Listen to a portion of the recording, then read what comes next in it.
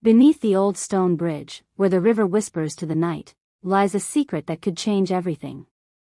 Before we step deeper into this story, make sure you subscribe to the channel and press the bell icon so you never miss the next chapter.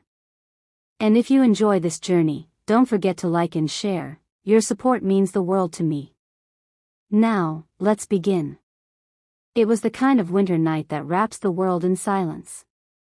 The snowflakes drifted lazily through the air, landing softly on the ancient stones of Blackwood Bridge, a place that had stood for over 2 centuries, weathering storms, wars, and the countless footsteps of those who crossed it. Noah Carter stood there alone, his hands buried deep inside the pockets of his worn wool coat. His breath formed clouds in the frigid air, and his eyes traced the moon's reflection on the frozen river below. This bridge, it had always called to him. As a child, he would come here with his mother, Elena, listening to her gentle voice telling stories about the lives it had seen, the lovers it had united, and the secrets it had kept. But tonight, the bridge felt different. The air was heavier. The silence thicker. And somewhere deep in Noah's chest, a strange unease began to stir. Earlier that day, a yellowed envelope had arrived at Noah's small cottage on the edge of town. The handwriting was unfamiliar, elegant yet trembling, as if the writer's hands had been unsteady. Inside, a single page. Noah, if you wish to know the truth about your mother, meet me beneath the Blackwood Bridge at midnight. A friend. He had read it a dozen times, each word pressing harder against his heart. His mother had been gone for 15 years, taken by an illness that swept through the village one cruel winter. What truth could there be left to tell? Still, here he was. The wind sighed through the arches of the bridge, carrying with it the faint creak of old wood from the docks nearby. Noah's eyes caught movement in the shadows. An elderly man emerged, hunched beneath the weight of years, his tattered scarf flapping in the breeze. His face was weathered like the bark of an ancient oak, but his eyes, pale blue and glassy, shimmered with something between sorrow and fear. "You came," the man rasped, his voice low, as though afraid the darkness itself might overhear. "Who are you?" Noah asked, his voice steady, though inside his chest, his heart pounded. "My name isn't important," the man replied, taking a hesitant step closer. "But I knew your mother. Better than you might believe." Noah frowned. "What do you mean?" The old man's gaze flickered toward the river, as if expecting it to rise up and swallow them whole. "Your mother, she didn't die the way you were told. And there are people, even now, who don't want you to find out why." From the folds of his coat, the stranger drew something small, an old silver locket, its surface tarnished with age, the clasp barely holding. Noah's breath caught. He knew this locket. It had belonged to Elena. He had seen her wear it every day until the night she fell ill. "I thought it was buried with her," Noah whispered, his fingers trembling as he reached for it. The man shook his head. "It was never buried. She pressed it into my hand, the night she disappeared." Noah froze. Disappeared? The old man's eyes softened, filling with the weight of memories. "She didn't die, Noah. She left, to protect you. And what she left behind in this town is still dangerous." Snow continued to fall, gathering at their feet. The river groaned under its frozen surface, and somewhere in the distance, a dog barked once, then fell silent. Noah closed his fist around the locket. It was cold, heavier than he remembered. Inside, he felt the faint outline of something hidden. Perhaps a folded scrap of paper, perhaps something more. He looked up at the old man. "If you know the truth, you'd better start talking." The man shook his head slowly. "Not here. They're listening." He glanced over his shoulder, his voice dropping to a whisper. "Meet me tomorrow night, but be ready. Once you start down this path, there's no turning back." And just like that, he disappeared into the swirling snow, leaving Noah alone beneath the bridge, holding a locket that might just rewrite everything he thought he knew about his past. Noah didn't sleep. After the meeting under the bridge, he had returned to his cottage, a small, creaking house that smelled faintly of pine wood and smoke. The silver locket sat on his desk, catching the dim glow of a single oil lamp. Every time the light flickered, it seemed to pulse, as if it had a heartbeat of its own. He had tried to open it, but the clasp wouldn't give. It was stuck, as though it had been sealed shut deliberately. Noah's mind churned with the old man's words. She didn't die. She left to protect you. What could that mean? Protect him from what? And why had nobody, not his uncle, not the neighbors, not anyone in town, ever hinted at this? Outside, the wind howled like a living thing. The snow against the window pane looked almost like fingers, tapping, urging him to leave the locket alone. But he couldn't. By morning, the snow had stopped. Blackwood was draped in white, the streets muffled and quiet except for the crunch of boots on ice. Noah stepped into the cold air, the locket hidden inside his coat. As he passed the bakery, the smell of fresh bread drifted into the street, familiar, comforting, but it did nothing to ease the knot in his chest. People nodded at him politely, but he caught the glances, quick, darting looks, as if they knew something they weren't saying. At the far end of the main road, the church bell rang. Beside it, Mrs. Harrow, the old seamstress, was hanging laundry. She froze when she saw him, her eyes locking on the chain of the locket peeking out from his coat. For a heartbeat, her face drained of color. Then she turned away, pretending to busy herself with the linens. The old man had told him to meet at the edge of town, near the abandoned mill, after dark. Noah arrived just as the last light of day bled into the horizon, painting the snow in pale gold and violet. The mill stood like a skeleton, its broken windows staring out over the frozen fields. The man was already there, sitting on a crate, his scarf pulled tight around his neck. "You came," he murmured. "I want answers," Noah said, stepping closer. "You'll have them," the man replied, his eyes scanning the shadows. "But first, you need to understand, your mother wasn't who you thought she was. She had another life, before you were born. A dangerous one." Noah's pulse quickened. "Dangerous how?" The man hesitated. "She was involved with people who deal in things this town pretends don't exist. And when they turned on her, she ran. But she didn't run alone. She took something from them, something they would kill to get back." A sudden crunch of snow echoed from the darkness. Both men turned sharply. Out beyond the mill, a figure stood, still as a statue, face hidden by a hood. The old man's voice dropped to a whisper. "We've been followed. Go home, Noah. And whatever you do, don't open the locket until I tell you it's safe." "But..." "Go," the man hissed, shoving him toward the road. Noah stumbled backward, his breath fogging in the cold air. He glanced over his shoulder once more, the hooded figure hadn't moved. But even from a distance, Noah could feel the weight of that gaze, sharp and unblinking. By the time Noah reached his cottage, night had fallen. The lamp on his desk flickered again, casting long shadows against the walls. He placed the locket in a drawer, his hands shaking. Outside, somewhere beyond the trees, snow crunched again. Slow, deliberate footsteps. Noah's eyes darted to the window, but all he saw was darkness. And then, just before he pulled the curtain shut, a faint reflection appeared in the glass. A hooded figure. Watching. The morning sun rose reluctantly over the small town, its pale rays slipping through the half-frozen window panes of Clara's modest home. The wood stove crackled weakly in the corner, struggling against the biting cold that crept into every shadow. Clara had barely slept. The events of the past days weighed heavily on her, the stranger at the train station, the old man's cryptic warning, and most of all, the small envelope she had found tucked inside the lining of her late husband's coat. She sat at the wooden kitchen table, her fingers tracing the edges of the envelope. It was yellowed with age, the paper brittle, the seal unbroken.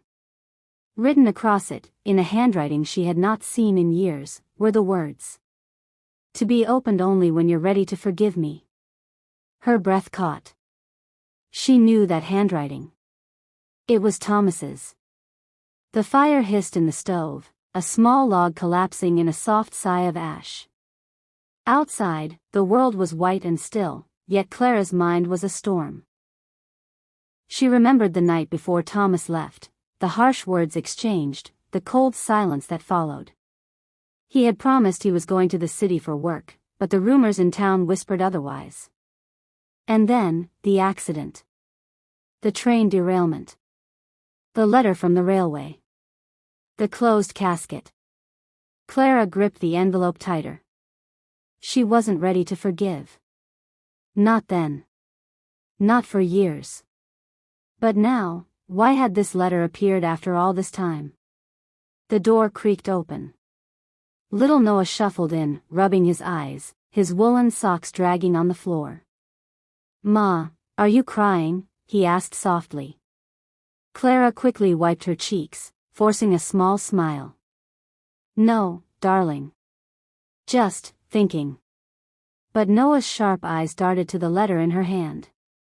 "That's Papa's writing, isn't it?" Her throat tightened.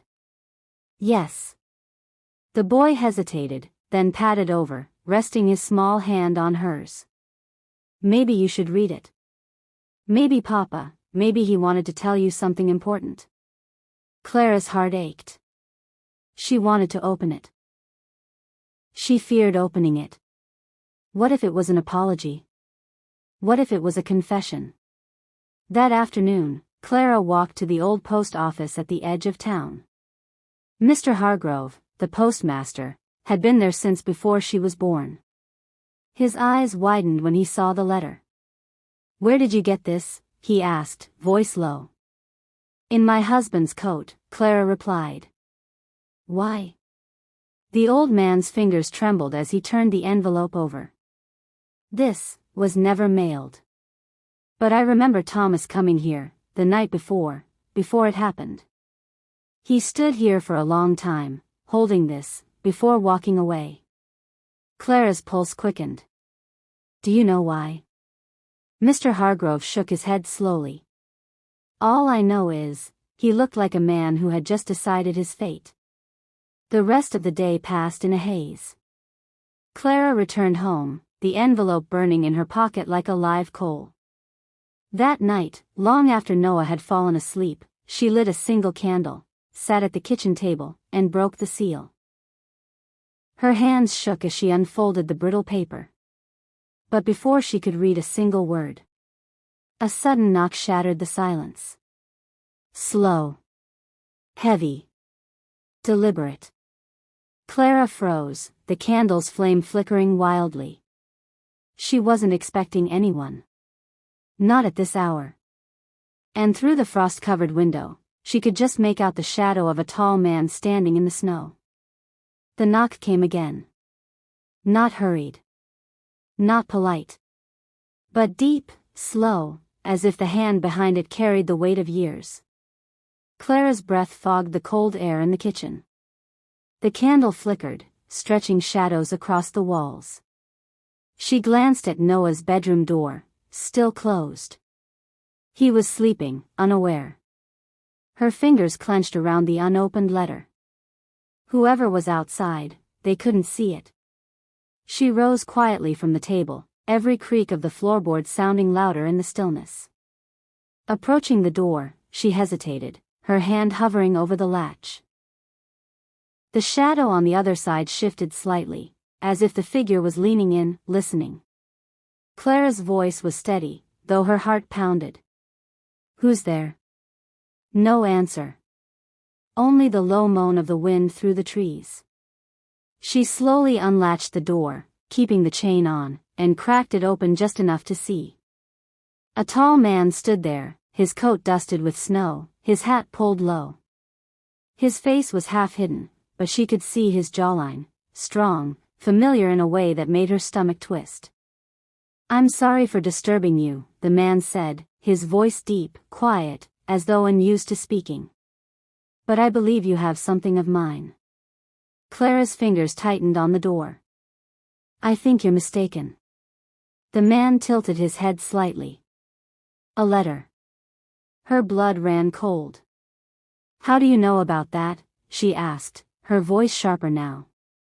The man stepped forward, the chain straining as the gap between them narrowed. His eyes, pale gray, almost silver in the dim light, locked on hers. "Because," he said slowly, "I wrote it." The words crashed through her like ice water. She opened her mouth, but nothing came out. "That's impossible," she whispered. The man's gaze didn't waver.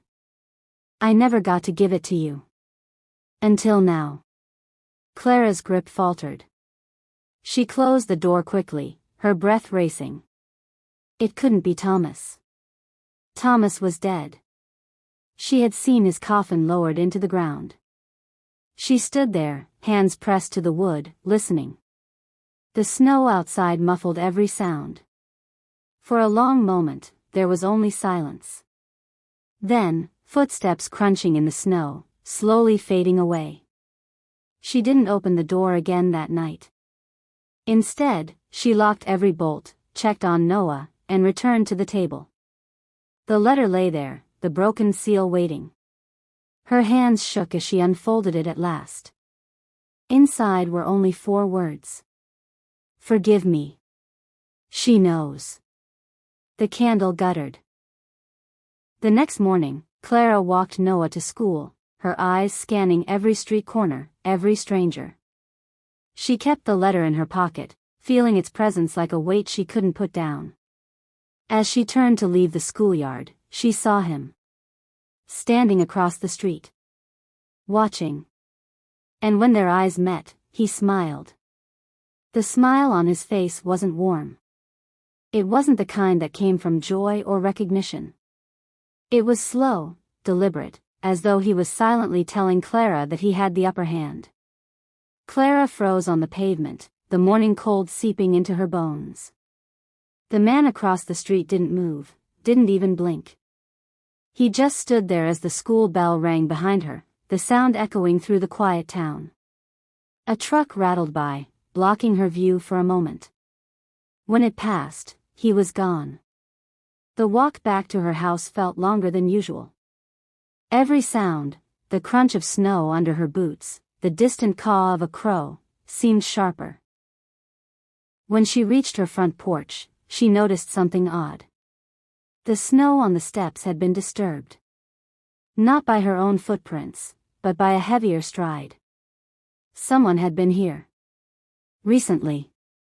She unlocked the door, stepping inside with caution. The air smelled faintly of cold metal, like iron. On the table lay an envelope. Her first thought was that it might be another letter from him. But when she opened it, there was no paper inside. Only a small, rusted key. A key she recognized instantly. It belonged to the attic. Clara's heart began to hammer. The attic hadn't been opened in years, not since Thomas's death. She had kept it locked, believing some doors were better left closed. Now, holding the key in her palm, she felt a weight settle over her. Against her better judgment, she climbed the narrow staircase to the second floor, the old wood groaning under her weight. The attic door stood at the far end of the hallway, its paint peeling, a faint draft seeping through the edges. Her hand trembled as she inserted the key. It turned easily. The smell hit her first, a mix of dust, old wood, and something else, something faintly sweet and rotten. She stepped inside, the dim light from the single round window revealing shapes covered in yellowed sheets. A rocking chair sat in the corner, facing away from her. It was moving. Clara's breath caught in her throat. Slowly, she approached, each creak of the floorboards echoing in the silent room. When she finally reached the chair, she saw it. An old silver locket lay on the seat, its chain coiled like a sleeping snake. Her hands hovered above it, and then she saw the note beneath.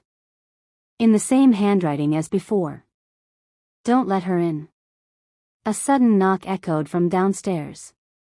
1, 2, 3. She froze, her mind flashing back to the night before. Another knock. Louder this time. Then a voice, soft, almost a whisper, drifted up the staircase. Clara, it's cold out here. Please, let me in.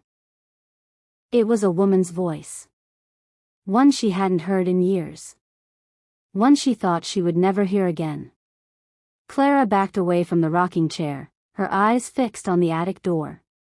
She didn't want to go down there. But the voice came again, closer now. I know you have it. Clara. Her stomach dropped. Whoever she was, she had arrived. To be continued in episode 2.